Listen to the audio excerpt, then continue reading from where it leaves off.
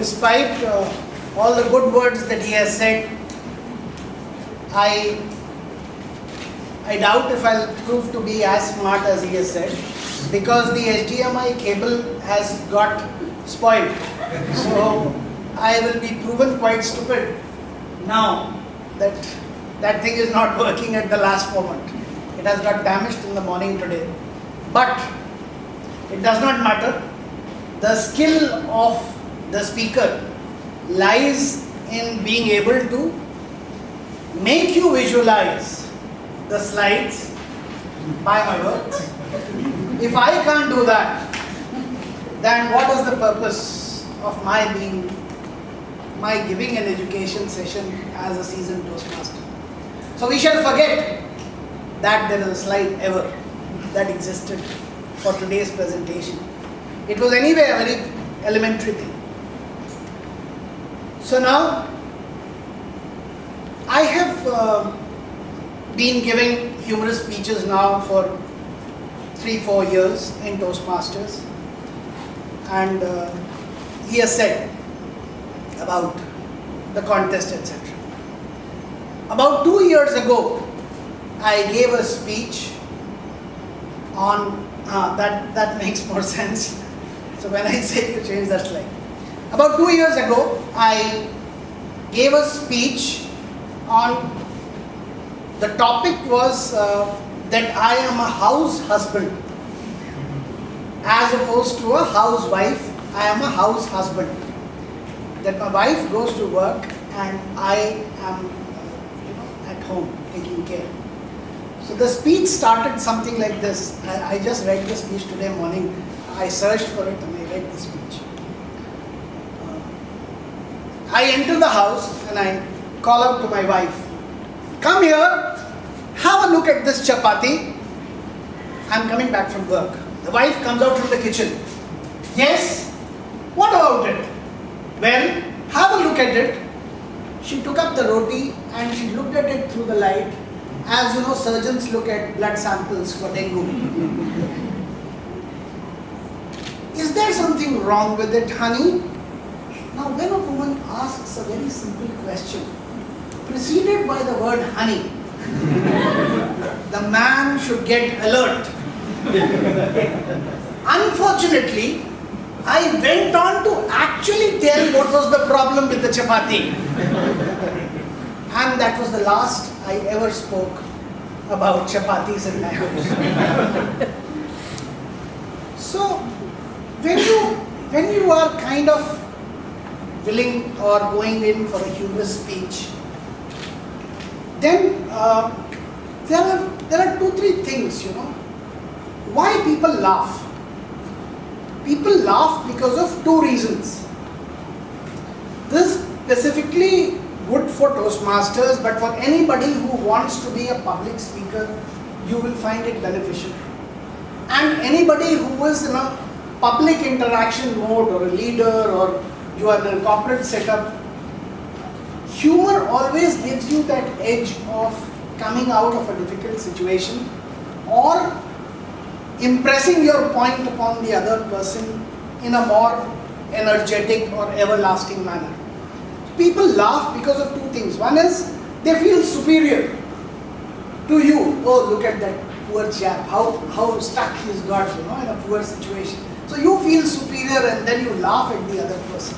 So that is one very important feeling that you can give to the audience, that I am that bumbling idiot who goes around messing with his life and you people are smarter. So that is a very important piece of humor. And the second thing, humor comes when you are pleasantly surprised with something. You feel surprised, "Hey, aisa ho gaya kya?" type. That feeling, if the audience get, "Oh my God," kind of feeling. How can this happen? That is when they laugh. So these are the 2 things. Now, what kind of subjects should you choose for people who are preparing for speeches? What kind of subject should you choose? You should choose subjects which culturally fit into your system. So I have seen people giving winning speeches in a, let's say, Hyderabad level because of some kind of local flavor or local humor, maybe even bordering on some kind of Telugu specific humor.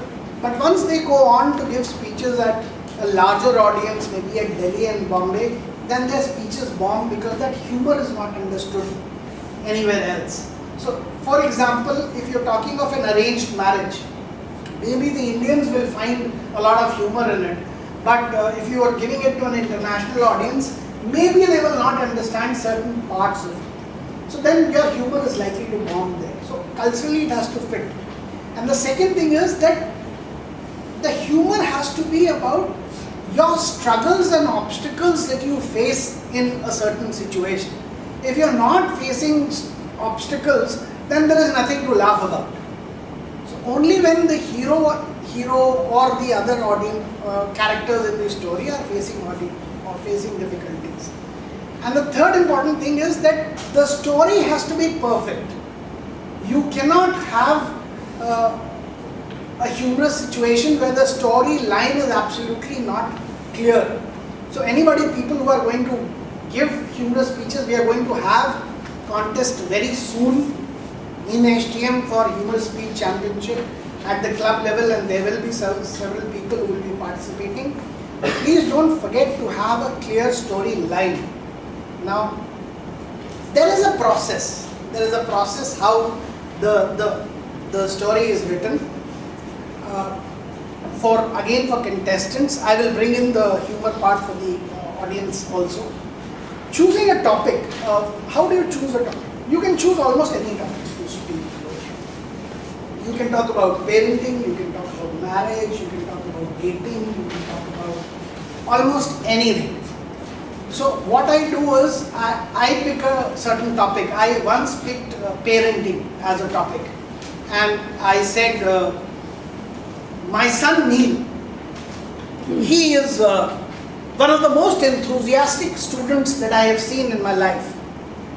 So interested is he in going to school that every day morning sharp at 5, I have to drag him by his feet and pull him down on the floor.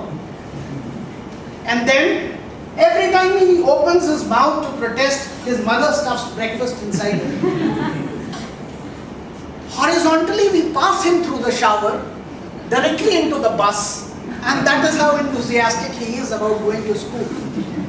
So there is visual imagery, there is a problem situation, and there is humor about laughing on your own self or your obstacle that you are facing in your life. So choose a topic. So the topic here is parenting. Choose an attitude is the second thing. That parenting is difficult is an attitude or the problem that you want to convey. And then third step is create the action and the twist. That you have to create situations, and then situations have to have a twist. It cannot go straight. Like, I can't say my son is the worst child I have seen, he doesn't want to go to school, and I have to.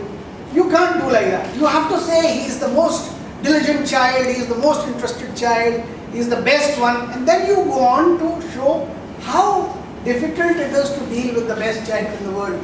So that is what creates humor. So that is the twist part. So there are two things. Two things happening here. One is create a bad situation, making it worse by each subsequent action, and leading your audience up a certain path. The basic fundamental joke is leading the audience up a certain expectation and then delivering a different result. That is what gives humor. If you predict the path of the joke and then the result comes, then there is no joke. Only if the result is very different from where you are going taking the audience, that the joke comes. And then the use of language, how you use the language. So using the language like the child is passed horizontally through the shower. I mean, it creates a mental imagery of how the child is without getting up. He is going to school without really getting up. So he is dragged from the bed, passed through the shower and straight into the bus horizontally. So he's not gotten up at all and he is at school. So that is what creates humor, by words and by imagery. Now, what are the different tricks in this trade? One trick is talking of different context. My next speech, which I gave last year, for which I won the division contest, I have a toothache situation and I am looking for a dentist. So I go surveying. The next day, the night I got toothache, the next day I go looking at various dentists. So I surveyed different dentists for various qualities. And by chance, I ended up with somebody who had great stage presence, was good looking, and just purely by coincidence happened to be a lady. So this lady part, as I entered her chamber the next day on the appointment, I saw she was standing with her back towards me in a red suit and a white coat and a lovely ponytail. Now I have this thing about ponytails.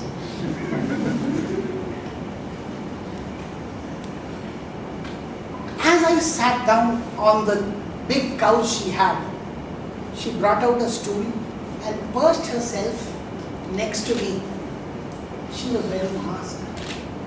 She perched herself close and said, "Open your mouth." I opened my mouth and she said, "What is your problem?" I said, "Your mask." She said, "What?" I said, "No, it's an ache here." So you see, there is a different context being spoken about. The doctor is asking about your medical situation and you are delivering your heart situation. So that is how humor is being created, that two different context is being created. So there is a difference in context. Then difference in meaning. When she took out a big hook kind of thing and opened my mouth with it, I looked into her eyes and she looked into mine. She said, I see you have some feelings. I said, "Oh, how did you know?" She said, "No, you have feeling inside your teeth." I said, "Are you from Bengal?" She said, "How do you know?" I said, "No, I have feelings." So you see, the word feeling is being it is filling and feeling.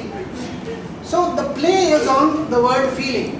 Now, had it been a different forum other than Toastmasters, I could have made it slightly more non-parliamentary also.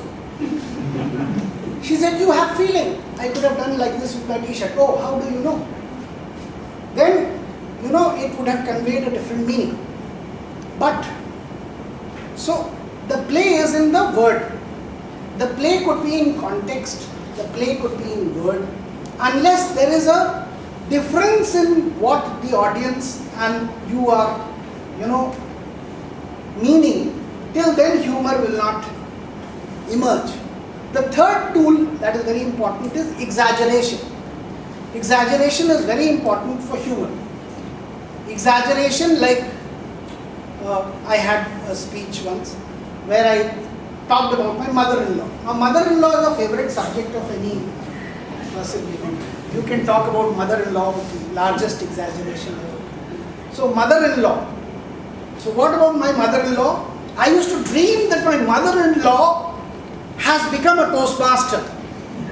She is the only woman in the world who I know can deliver 3 pages of prose without a comma or an R in between. And in the night, I used to get up sometimes screaming and shouting when I used to see her receiving the Best Speaker's trophy. One such night, I got up screaming in the middle of the night, "Ah!" Chandana, my wife, barely stirred in her sleep and said, "Shailesh, go to sleep. My mother is not a member yet."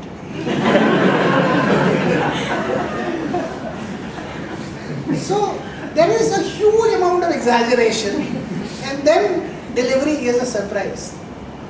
So then I come to the point that I say, she said, "Go back to sleep. My mother is not a member yet." So then I said, no, I have got toothache. So from there I start my story about toothache and go on to select dentist in my life. So that is how, the story progresses. And other things that you do is the finer nuances of delivering a humorous speech. The first one is a pause. Now, how do you deliver a pause? You deliver a pause so that the audience automatically assumes an answer in that pause when you are delivering a pause. So, for example, if you're saying, so when I was dealing with my son's this thing, my son, he was such a good child. All the children, all the teachers in the school used to know him by name and courtesy him.